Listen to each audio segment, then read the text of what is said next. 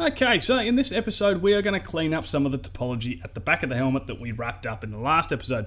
As I said, not all the curves that we've laid out at the moment are perfect, at least on my end, so we're going to go through, smooth those out and fix those up. By the end of this episode, we will have done that cleanup, we'll have added some extra details into the back of the helmet in preparation for further episodes, and we will start to block out the front shapes of the helmet to prepare for the rebreather or the mouthpiece present at the front of the helmet in the coming episodes. Once again, I don't believe we do anything overly complicated in this episode. I believe that the video on screen should be enough to guide you guys through all the modelling that we do, and I will chime in where I see fit if things get more complicated. So I will see you guys in a little bit.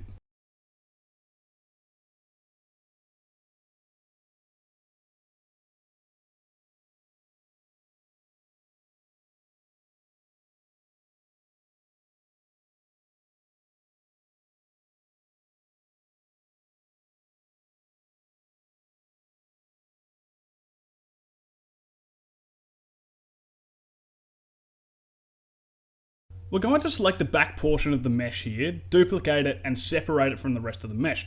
The reason we're doing this is it's going to be used to design an extra detail that is present on the helmet. I didn't want to actually incorporate it with the rest of the topology of the helmet, as you can't really see the creases, so it's unnecessary. We're going to do an inset on the angled part using the boundary option so that it will terminate at the mirror modifier and where it is no longer connected to the rest of the geometry down at the bottom. Once we've made this inset, we want to adjust the edges on the outside so that we have a nice offset from the outer edges of the rest of the design. This will allow us to later on extrude it and leave a nice gap between where we have this detail and the back part of the helmet.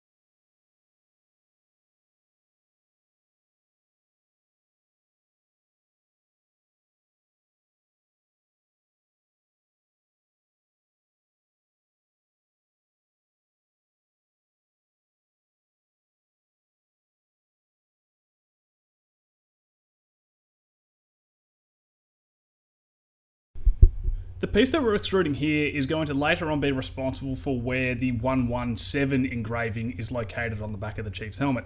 Now, we modelled this very basically You'll notice later on I don't actually bother marking a crease on the top left hand corner. Don't worry about it, you can mark a crease, you don't have to. I don't bother with it as it resembles the profile that we want to end up having in the end. But don't worry about it because we eventually go back very later on in the series and we go on and replace it with a bevel to actually add the right density of geometry required in that area.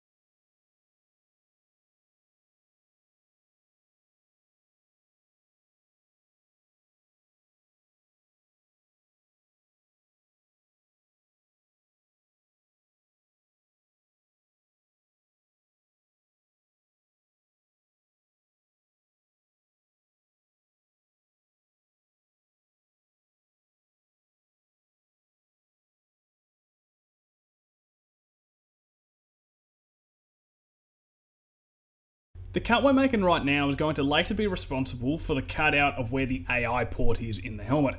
Now, the cut we're making isn't perfectly resembling the actual shape of it. Don't worry, we're going to add additional geometry later on and we will make it conform to that shape.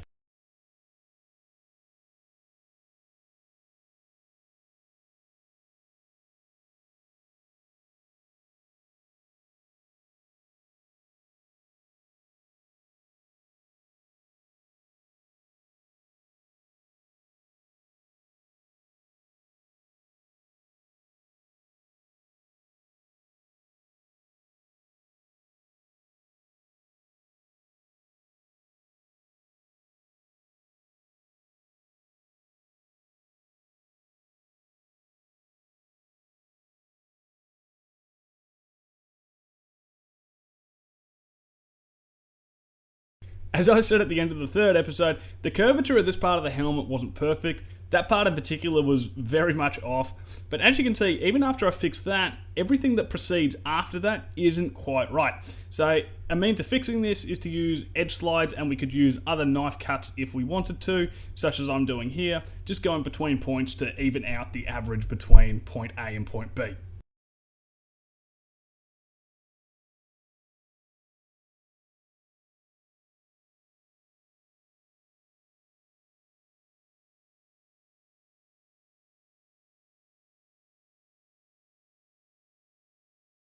Just a note here, similar to what we did on the visor, I'm going to mark some of these edges as sharps. These sharps aren't going to have any influence on the edges later on. I'm purely marking them just so I can see where some of the major detail forms are going to be present later on, just so I don't lose track of them.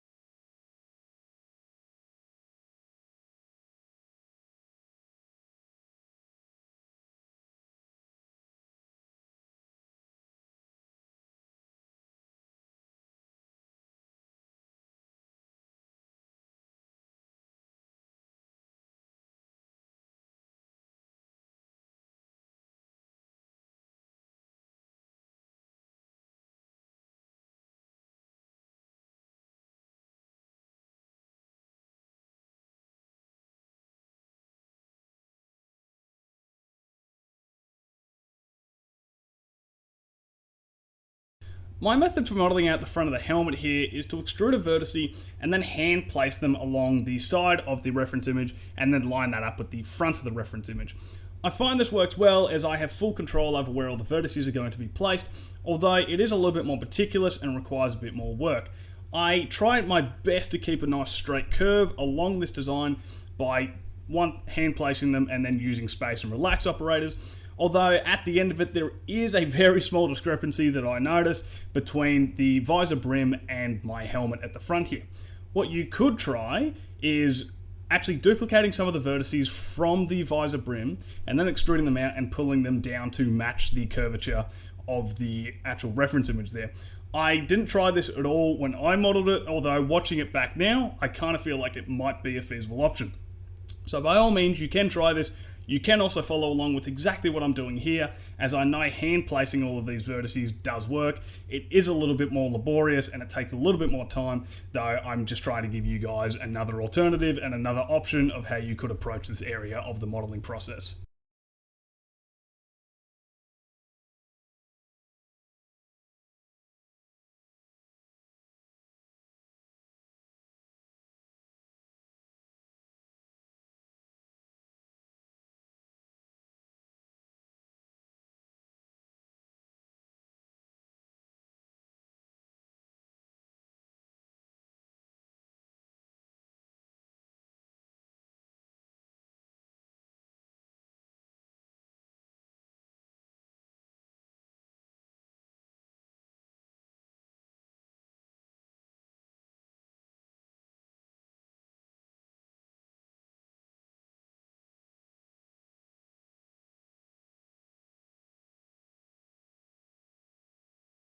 In keeping with the mantra of keeping our geometry simple and then building upon it, we're going to connect an edge between those two vertices. I then counted the amount of vertices present on the outer edge between the start and end vertice and then added those into this back set of edges now.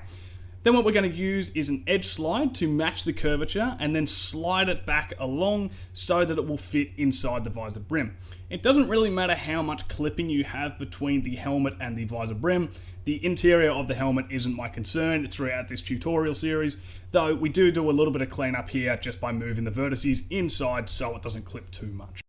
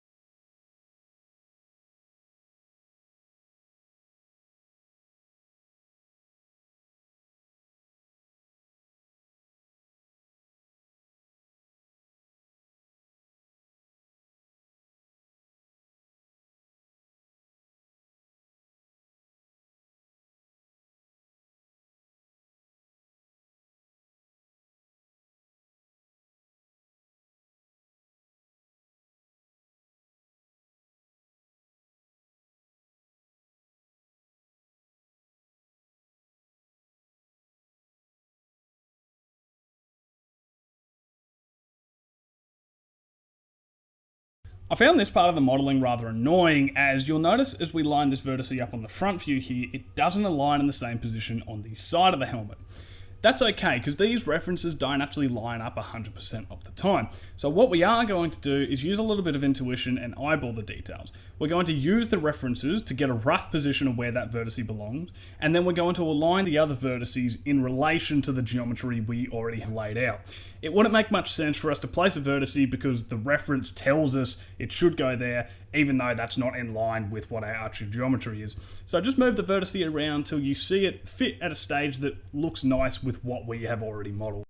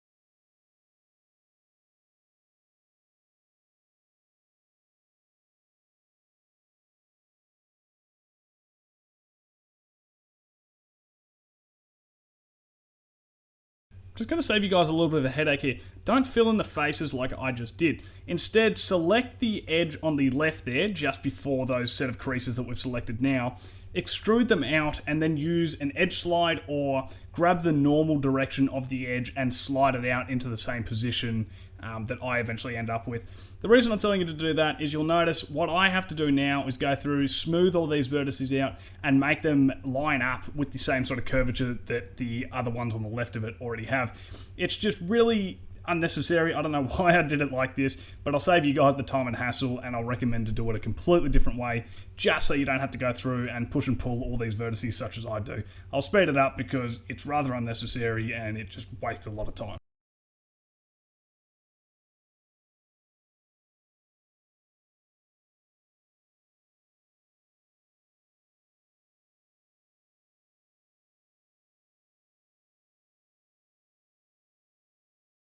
So that's what I managed to end up with. You can see it's actually not perfectly aligned with the other vertices to the left of it either, though I'm not massively worried, as later on what we are going to do is actually extrude this in to make way for the little vent tubes that we have with the hexagonal patterning on them. So if you do the method that I suggested and extrude it out and use either an edge slide or take the normal direction of the edge and then move it out along that direction and then just make adjustments so it lines up with the topology above it, it's going to save you so much time and hassle compared to the really weird and obscure way I chose to do things.